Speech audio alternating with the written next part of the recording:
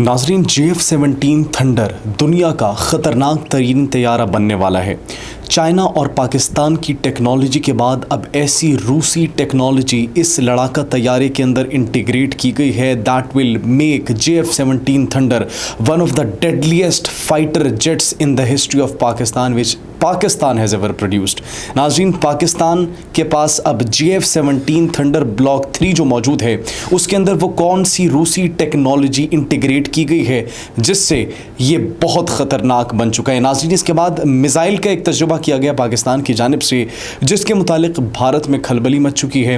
भारत ने सिर्फ एक तस्वीर की बिना पर 2021 के अंदर, 2022 के अंदर, 2023 के अंदर पिछले 4 से 5 सालों में एक ही तस्वीर को जवाज बनाकर कुछ प्रोपेगेंडा किया है। अब वो मिसाइल से घबरा चुके हैं, मिसाइल से उनको डर लग रहा है, या फिर वो किस बुनियाद के ऊपर, किस जवाज के ऊपर उस पाकिस्तानी मिसाइल के खिलाफ एक प्रोपेगेंडा कर रहे हैं, उस मिसाइल टेक्नोलॉजी की जिसका पाकिस्तान ने रिसेंटली टेस्ट किया है बलूचिस्तान के अंदर। नाजरीन, और वो ये कहा जा रहा है कि तारीख को बदल कर रख देगी। अगर पाकिस्तान के पास वो मिसाइल आ गया नाजरीन, तो पाकिस्तान को फिर बर्तरी हासिल करने से कोई नहीं रोक सकता, चाहे वो किसी के साथ भी हमारी जंग हो जाए।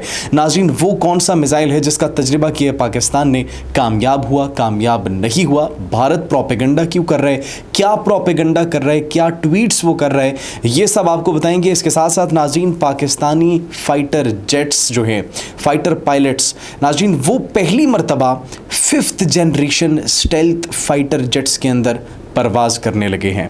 नाज़रीन, वो फाइटर जेट्स जिनका तसव्वुर करता है भारत, वो फाइटर जेट्स जिनके ख्वाब देखता है भारत, अब पाकिस्तानी फाइटर पायलट्स पहली मर्तबा उसके अंदर बैठेंगे और उस जहाज़ को उड़ाएंगे। एक बहुत बड़ी खुशखबरी नाज़रीन पाकिस्तान के लिए सामने आई है, क्योंकि royal international air tattoo show में सिर्फ एक खुशखबरी नहीं थी, दीगर काफ़ी खुशखबरी आई और अब वो आहिस्ता आहिस्ता सामने आना शुरू हो चुकी हैं। ये तमाम तर बातें आपको बताएंगे अपने आज के इस व्लॉग में। आप सब पर सलामती हो, मुझे जवाद यूसुफ कहते हैं। नाज़रीन, बात करते हैं सबसे पहले royal international air tattoo show की, जिसमें सबसे पहले तो पाकिस्तान ने अवार्ड्स जीते, ट्रॉफीज़ जीती। C-130 हमारा हरक्यूलिस था, टॉप पर आ गया। हमारे JF-17 थंडर ब्लॉक 3 को इसको भी अवार्ड मिला, ट्रॉफ़ी से नवाजा गया। लेकिन नाज़रीन, अब दीगर खुशखबरियाँ वक्त के साथ साथ जो है पाकिस्तान तक पहुँच रही हैं। एक बोर्ड आवेज़ा किया जाता है JF-17 थंडर नाज़रीन जहाँ पर मौजूद था, वहाँ पर बरतानिया की जानिब से, बरतानवी फोर्सेस की जानिब से, क्योंकि जितने भी लड़ाका तैयारे वहाँ पर मौजूद थे उनकी स्पेसिफिकेशंस के हवाले से, उनके नाम और उनके अंदर क्या क्या एस्पेक्ट्स है उस हवाले से एक बोर्ड आवेज़ा किया गया था, जिसके अंदर वो तमाम तर उनकी क्वालिटीज़ को दर्ज किया गया था। अब नाज़रीन, JF-17 थंडर ब्लॉक 3 जो हमारे गए थे बरतानिया, अब उसके सामने जो बोर्ड लगाया हुआ था बरतानिया की जानिब से, उसके अंदर कुछ ऐसी स्पेसिफिकेशंस थी जिसने हिला कर रख दिया है। और नाज़रीन, ये स्पेसिफिकेशंस को देखते हुए एक बहुत बड़ी खुशखबरी जो है वो पाकिस्तान के लिए है, जिसने JF-17 थंडर को दुनिया के डेडलीस्ट फाइटर जेट्स की फहरिस्त में बुलंदी पर पहुंचा दिया है। नाज़रीन, वो स्पेसिफिकेशंस की अगर बात करें, इसका जब हम इसकी पावर की बात करें, कितने थर्स्ट इसके अंदर जो पावर थी, कितनी ये जनरेट करता था। नाज़रीन, जब ये प्रोजेक्ट बनाया गया था 4.5 जनरेशन का, तो इसकी जो पावर थी वो 1800 पाउंड्स थर्स्ट की पावर थी। लेकिन अब रिसेंटली जो वो बोर्ड वहाँ पर आवेज़ा किया गया था उसके ऊपर इसकी पावर 20,500 पाउंड्स थर्स्ट लिखी गई थी। ये वो पावर है नाज़रीन। अब ये पावर कौन सा इंजन जनरेट करता है? सबसे पहले तो ये कहा जा रहा था कि JF-17 थंडर के अंदर RD-93 रशियन इंजन है। ये कयास आराइयाँ की जा रही थी, ये बातें की जा रही थी, लेकिन क्या वो इतनी पावर जनरेट कर सकता है या नहीं कर सकता? नहीं नाज़रीन, ये उसका अपग्रेडेड वर्जन है RD-93MA, जिसने JF-17 थंडर की पावर को इंक्रीज़ कर दिया है, क्योंकि पहले इसकी इतनी पावर नहीं थी।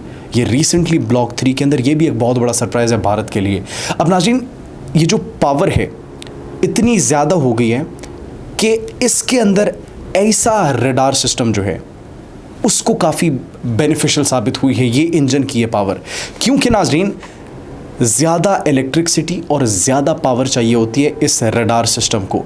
अब ऐसा रडार सिस्टम को एक सहारा मिल जाएगा, एक पुश मिल जाएगा, जिसकी वजह से اس کی کامبیٹ رینج میں اضافہ ہو جائے گا، جس کی وجہ سے اس کا ریڈار سسٹم مزید مضبوط ہو جائے گا، مزید متحرک ہو جائے گا، اور ناظرین اس کی رینج میں مزید اضافہ ہوگا، ڈیٹیکشن دور تک کر لے گا۔ دیگر اگر کوئی میزلز آپ اس پر فائر کریں گے، اگر کوئی فضائی حدود کی خلاف ورزی ہوگی تو اس کی رینج اب زیادہ ہو چکی ہوگی، مطلب یہ خطرناک مزید بن چکا ہے JF-17 thunder block 3۔ That's a very good development, that's a huge achievement for Pakistan. ریاٹ جو شو ہوا تھا، سب سے بڑا ایئر شو، اس کے اندر ہم نے انعامات تو جیت لیے، لیکن اب یہ بورڈ کے اوپر جو اس کی خصوصیات آویزہ کی گئی تھی، اس کے اندر ایک بہت بڑا انکشاف یہ تھا، جس کی وجہ سے ناظرین پاکستان کا JF-17 تھنڈر، اس کے بارے میں دفاعی ماہرین کی جانب سے یہ کہا جا رہا ہے کہ it has become one of the deadliest fighter jets that Pakistan has ever produced in history. Pakistan کی تاریخ میں یہ ڈیڈلیسٹ ویپن تصور کیا جا رہا ہے۔ اب ناظرین، روس کا RD-93MA اس کے اندر انجن نصب کر دیا گیا ہے، چائنیز ٹیکنالوجی اس کے اندر موجود ہے، الیکٹرانک وارفیئر ان کا موجود ہے، جیمنگ کی کیپیسٹی اس کے اندر موجود ہے، جام کرنے کی کیپیسٹی، اندھا کر دیتے دیگر ایئر ڈیفنس سسٹمز کو، اندھا کر دیتے لڑاکا طیاروں کو، اور اس کے بعد پاکستان کی اپنی اس کے اندر ٹیکنالوجی بھی موجود ہے۔ ناظرین، پاکستانی ٹیکنالوجی، چائنیز ٹیکنالوجی اور روسی ٹیکنالوجی، یہ تین ٹیکنالوجیز نے مل کر اس کو وہ طیارہ بنا دیا ہے جو کہ شاید بھارت کبھی خواب دیکھتا ہے کہ وہ اس طرح کا طیارہ، اور ایمکا پروجیکٹ پر وہ کام کرے جو کہ کہتے ہیں 2029 تک وہ مکمل کر لے گا، لیکن ان کا خواب یہ خواب ہی رہے گا، کیونکہ ایک اور بڑی خبر یہ ہے کہ 5th جنریشن جو اسٹیلتھ فائٹر جیٹس ہیں، ان کے اندر پاکستانی فائٹر پائلٹس پاکستانی شاہین پرواز بلند کریں گے۔ وہ کب اور کیسے کریں گے وہ آپ کو بتائیں گے، لیکن اس سے پہلے آپ کو بتاتے ہیں کہ سوشل میڈیا پر اس وقت خبریں زیر گردش ہیں، جس کے اندر ناظرین ہم نے کچھ تصاویر دیکھی ہیں، اور وہ تصاویر کے اندر یہ دکھایا جا رہا ہے کہ پاکستان نے شاہین 3 کا تجربہ کیا، اور پاکستان نے شاہین 3 کا جو تجربہ کیا وہ ناکام ہو گیا۔ یہ کس کا کہنا ہے ناظرین؟ بھارتی میڈیا کا یہ کہنا ہے، بھارتی عوام کا یہ کہنا ہے۔ اس کے اندر کتنی سچائی موجود ہے؟ اب یہاں پر اہم سوال یہ ہے، بھارتی میڈیا کی جانب سے، بھارتی عوام کی جانب سے اور بھارتی تجزیہ کاروں کی جانب سے ناظرین سب سے پہلے کیا کہا جاتا ہے کہ ابدالی میزائل کا تجربہ کیا گیا پاکستان کی جانب سے، جو کہ ناکام ہو گیا۔ ایک ٹکڑے کی تصویر 2021-22 میں وہ اپلوڈ کرتے ہیں ناظرین، اسی ٹکڑے کی تصویر وہ پھر سے اپلوڈ کرتے ہیں اور کہتے ہیں کہ پاکستان کا ابابیل میزائل کا تجربہ ناکام ہو گیا۔ اس کے بعد وہی تصویر کچھ دیگر تصاویر کے ساتھ ملا کر دوبارہ سے اپلوڈ کر رہے ہیں، اور وہ کہہ رہے ہیں کہ پاکستان کے شاہین 3 میزائل کا تجربہ جو ہے وہ کیا ہو گیا؟ ناکام ہو گیا۔ بھارتی میڈیا تو پروپیگنڈا کر رہے ہیں، لیکن ناظرین اب سوال یہ ہے کہ شاہین 3 میزائل سے آخر انہیں کیا تکلیف ہے؟ ناظرین، پاکستان کے پاس اگر بات کی جائے تو لانگ رینج کے میزائلز موجود ہیں، اور جن کے اندر کچھ ایسی مشینز بھی نصب کی گئی ہیں جو کہ ان کی رینج کو ایشیا سے باہر تک دیگر ممالک اور خطے سے، ہمارے خطے سے باہر دیگر ممالک کو ٹارگٹ کرنے کی صلاحیت رکھتے ہیں۔ ان کی رینج کافی زیادہ ہے، 1500 کلومیٹر تک کی رینج کے ہمارے پاس میزائلز موجود ہیں، 2000 کلومیٹر تک کی رینج کے ہمارے پاس میزائلز موجود ہیں، 2500 کلومیٹر تک کی رینج کے ہمارے پاس میزائلز موجود ہیں۔ تو جب ہمارے پاس اتنی رینج کے میزائلز موجود ہیں تو سوال یہ پیدا ہوتا ہے کہ کیا ہمارے پاس کوئی ایسا میزائل نہیں ہوگا کہ جو اتنی رینج تک یا اس سے زیادہ رینج تک ٹریول کر سکے گا؟ یہ ایک بڑا اچھا سوال ہے، اور ناظرین اس کے جواب میں بھارتی میڈیا جو یہ کہہ رہے ہیں کہ 3 سے 4 کلومیٹر ٹریول کرنے کے بعد وہ سینٹر آف گریوٹی کی وجہ سے گر گیا، نیچے زمین پر آ گیا۔ تو جہاں پر ہمارے پاس 2000 سے 2500 کلومیٹر کی رینج تک ٹریول کرنے والے میزائلز موجود ہیں، تو ہم اگر اس کے اندر وہ پرانا سسٹم ہی ڈالیں، شاہین 3 کے اندر، تو پھر وہ اتنا تو ٹریول کر لے گا، لیکن 3 سے 4 کلومیٹر تک کون سا میزائل ٹریول کرے گا؟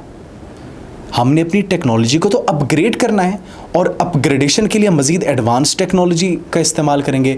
تو ایڈوانس ٹیکنالوجی اگر فیل بھی ہوتی ہے تو کم سے کم اگر وہ 2500 کلومیٹر کی رینج ہے تو 1500 کلومیٹر بعد گرے، 2000 کلومیٹر بعد گرے گا، 1000 کلومیٹر بعد گرے گا، یہ 3 سے 4 کلومیٹر بعد کیوں گرے گا؟ کیا ہم نے اس سے کوئی گھٹیا یا بدتر ٹیکنالوجی اس میزائل کے اندر نصب کی ہے؟ جو کہ سوال ہی نہیں بنتا، کیونکہ یہ ہم اپ گریڈیشن کر رہے ہیں اپنے میزائل کی۔ تو ناظرین، بھارت کی جانب سے وہ جو ٹویٹس کی گئی تھی اور وہ جو تصاویر 2021-22 سے چلتی چلی آ رہی ہے، ایک مرتبہ پھر سے پاکستان کے ڈر کی وجہ سے، اور پاکستان کہیں ان پر سبقت نہ حاصل کر لے جو کہ پاکستان حاصل کر چکا ہے، چاہے وہ دفاعی محاذ ہو، چاہے وہ سفارتی محاذ ہو، چاہے وہ سیاسی محاذ ہو، چاہے وہ فوجی محاذ ہو، فضائی محاذ ہو، بحری محاذ ہو، ہر محاذ پر ہم نے انہیں شکست سے دوچار کی اور بھارت ابھی منہ چھپاتا ہوا پھر رہے. ان کی سفارتی پالیسیز ناکام ہو چکی ہے. راہل گاندھی جو ہے مودی سرکار پر، ان کی گورنمنٹ پر تنقید کر رہے ہیں کہ کوئی ایک ممالک بھی بھارت کے ساتھ کھڑا نہیں ہوا. کسی ایک ملک نے بھی بھارت کی حمایت میں کوئی سٹیٹمنٹ نہیں جاری کی، بھارت کے ساتھ کھڑے ہونے کا اعلان نہیں کیا، بھارت کے ساتھ چلنے کا اعلان نہیں کیا. آپریشن سندور جو آپ کہہ رہے ہیں کہ ریزیوم ہے اور دوسری جانب آپ کہہ رہے ہیں ہمیں فتح مل گیا. 25 مرتبہ تو ڈونلڈ ٹرمپ نے کہہ دیا آپریشن سندور کو میں نے رکوایا ہے. تو آپ کہنا کیا چاہتے ہیں؟ بھارت ہر محاذ پر کیا ہو چکا ہے؟ بری طریقے سے فیل ہو چکا ہے. ان کا ہر آئیڈیا فلاپ ہو چکا ہے. That's the reason they are moving towards propaganda کہ پاکستان کی ساکھ کو کسی طریقے سے نقصان پہنچانے. لیکن جب تک ہم ہیں ہم انہیں اسی طریقے سے ایکسپوز کرتے رہیں گے. ناظرین، پاکستان اور ترکیہ کے کچھ دفاعی معاہدے ہو رہے ہیں that are of very important for both countries. دونوں ممالک کے درمیان ایک برادرانہ تعلقات جو ہیں، جو ان کے اکنامک ٹائز ہیں، ڈیفنس ٹائز ہیں، وہ مضبوط ہوتے چلے جا رہے ہیں. اور پھر پاک بھارت کشیدگی میں ترکیہ نے بھرپور ساتھ دیا پاکستان کا، یہ پاکستان کے ساتھ کھڑا رہا. ناظرین، پاکستان اور ترکیہ کے درمیان ایک پروجیکٹ چل رہا ہے، کان project, 5th generation stealth fighter jets بنانے کے لیے. اور ناظرین، اس کے اندر پاکستان کا ایک بہت بڑا حصہ ہے. اس کے اندر 3 سب سے پہلے تو ممالک موجود ہیں، پاکستان ہے، آذربائیجان ہے اور ترکیہ. اور پاکستان کا بڑا ہم نے حصہ اس لیے کہا کیونکہ پاکستان کے ایئر فورس کے 200 سے زائد ٹیکنیشین جس وقت ترکیہ کے اندر موجود ہیں اور اس پروجیکٹ پر کام کر رہے ہیں. ناظرین، کچھ خبریں زیر گردش ہیں جن کی ابھی آفیشیل کنفرمیشن نہیں ہے، تصدیق نہیں ہوئی، لیکن ترکیہ نے ناظرین 6 پروٹوٹائپس جو ہیں وہ آرڈر کر دیے ہیں کان پروجیکٹ کے اندر. 5th جنریشن جو فائٹر جیٹس بنا رہے ہیں، یہ مختلف نیوز ویب سائٹس پر خبریں موصول ہو رہی ہیں کہ 6 پروٹوٹائپس انہوں نے آرڈر کر دیے ہیں. اور اب ناظرین پاکستانی پائلٹس بھی وہاں پر کچھ موجود ہیں.